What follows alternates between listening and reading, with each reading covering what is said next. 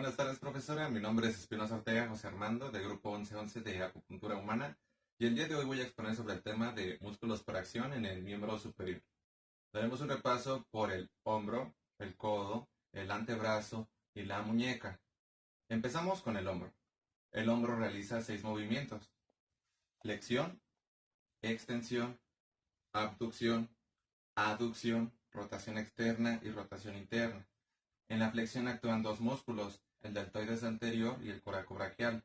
El deltoides anterior se origina en la cara anterior del extremo lateral de la clavícula y se inserta en la tuberosidad deltoidea del húmero. El coracobraquial se origina en la apófisis coracoides de la escápula y se inserta en la parte media de la superficie medial de la diáfisis del húmero. En la extensión participan tres: el deltoides posterior, el dorsal ancho y el redondo mayor. El deltoides posterior se origina en la espina de la escápula y se inserta en la tuberosidad deltoidea del húmero. El dorsal ancho se origina en el borde lateral de la escápula. Las apófisis espinosas de las 6 vértebras torácicas inferiores y todas las lumbares, la superficie posterior de la cresta ilíaca, las 3 a 4 costillas inferiores y el ángulo inferior de la escápula, y se inserta en la corredera bicipital del húmero. El redondo mayor se origina en el tercio inferior de la superficie posterior del borde lateral de la escápula y se inserta en la corredera bicipital del húmero. En la abducción tenemos dos: el deltoides medio y el supraespinoso. El deltoides medio se origina en el acromion de la escápula y se inserta en la tuberosidad deltoidea del húmero. El supraespinoso se origina en la fosa supraespinosa de la escápula y se inserta en la parte superior del tubérculo mayor del húmero. En la aducción tenemos tres: el pectoral mayor, el dorsal ancho y el redondo mayor. El pectoral mayor se origina en la clavícula, el esternón y 6 cartílagos superiores adyacentes y se inserta en la parte superior de la diáfisis del húmero. El dorsal ancho y el redondo mayor que anteriormente mencioné.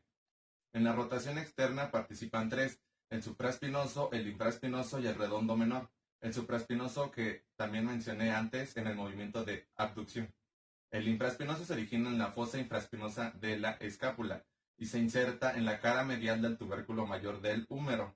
El redondo menor se origina en los 2/3 superiores de la superficie posterior del borde lateral de la escápula y se inserta en el tubérculo mayor del húmero.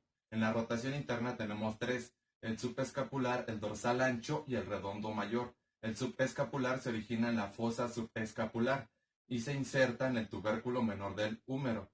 El dorsal ancho y el redondo mayor que anteriormente vimos participan en la extensión y en la aducción. Recapitulando: flexión, deltoides anterior y coracobraquial; extensión, deltoides posterior, dorsal ancho y redondo mayor; abducción, deltoides medio y supraespinoso; aducción, pectoral mayor, dorsal ancho y redondo mayor; rotación externa, supraespinoso, infraespinoso y redondo menor; rotación interna, subescapular, dorsal ancho y redondo mayor.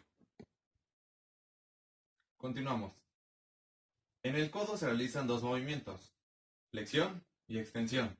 En la flexión participan tres músculos: el bíceps braquial, el braquial anterior y el supinador largo o braquiorradial. El bíceps braquial destacamos en su origen dos porciones: porción corta y porción larga. La porción corta se origina en la punta de la apófisis coracoides de la escápula y la porción larga se origina en el tubérculo supraglenoideo de la escápula y se inserta en la tuberosidad del radio y la fascia profunda en la cara medial del antebrazo. El braquial anterior se origina en la cara anterior de la parte inferior de la diáfisis del húmero y se inserta en la apófisis coronoides del cúbito y la tuberosidad del cúbito. El supinador largo o braquiorradial se origina en los 2/3 superiores de la cara anterior de la cresta supracondilia lateral del húmero y se inserta en el extremo inferior lateral del radio, por encima de la apófisis estiloides. En la extensión tenemos dos: el tríceps y el anconio. El tríceps, en su origen destacamos tres porciones: la porción larga, la porción lateral y la porción medial. La porción larga se origina en el tubérculo infraglenoideo de la escápula. La porción lateral se origina en la mitad superior de la superficie posterior de la diáfisis del húmero. La porción medial se origina en la mitad inferior de la superficie posterior de la diáfisis del húmero. y se inserta en el olecranon del cúbito.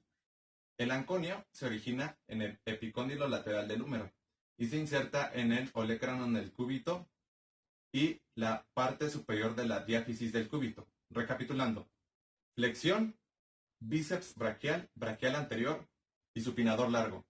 Extensión, tríceps y anconio. Seguimos con el antebrazo. En el antebrazo destacan dos movimientos: supinación y pronación. En la supinación participan dos músculos, el supinador corto y el supinador largo. El supinador corto se origina en el epicóndilo lateral del húmero y el extremo superolateral del cúbito, y se inserta en las superficies posterior y lateral del tercio superior del radio. El supinador largo, que como vimos anteriormente, participa en el movimiento de flexión de codo. En la pronación también tenemos dos músculos, el pronador redondo y el pronador cuadrado. El pronador redondo, en su origen destacamos dos porciones, la porción humeral y la porción cubital. La porción humeral se origina en el epicóndilo medial del húmero y la porción cubital en la apófisis coronoides del cúbito, y se inserta en la parte media de la superficie lateral del radio. Y el pronador cuadrado, que se origina en la parte distal de la diáfisis del cúbito y se inserta en la parte distal de la diáfisis del radio. Recapitulando: supinación, supinador corto y supinador largo. Pronación, pronador redondo y pronador cuadrado. Y por último es el turno de la muñeca, en la cual se destacan cuatro movimientos: flexión, extensión, desviación radial y desviación cubital. En la flexión participan tres músculos: el palmar mayor, el palmar menor y el cubital anterior. Todos ellos tienen su origen en la cara anterior del epicóndilo medial del húmero. El palmar mayor se inserta en el segundo y tercer metacarpiano. El palmar menor se inserta en el retináculo flexor y aponeurosis palmar. El cubital anterior se inserta en el pisiforme, el ganchoso y la base del quinto metacarpiano. En la extensión también participan tres músculos: el primer radial, el segundo radial y el cubital posterior. El primer radial se origina en la cresta supracondilia lateral del húmero y se inserta en el segundo metacarpiano. El segundo radial se origina en el epicóndilo lateral del húmero y se inserta en el tercer metacarpiano. El cubital posterior se origina en el epicóndilo lateral del húmero y en el borde posterosuperior del cúbito y se inserta en el quinto metacarpiano. En la desviación radial participa el palmar mayor y en la desviación cubital el cubital anterior, que como anteriormente mencioné participan en el movimiento de flexión de muñeca. Recapitulando: flexión, palmar mayor, palmar menor y cubital anterior. Extensión, primer radial, segundo radial y cubital posterior. Desviación radial, palmar mayor. Desviación cubital, cubital anterior. Sin más por el momento, me despido. Gracias por su atención.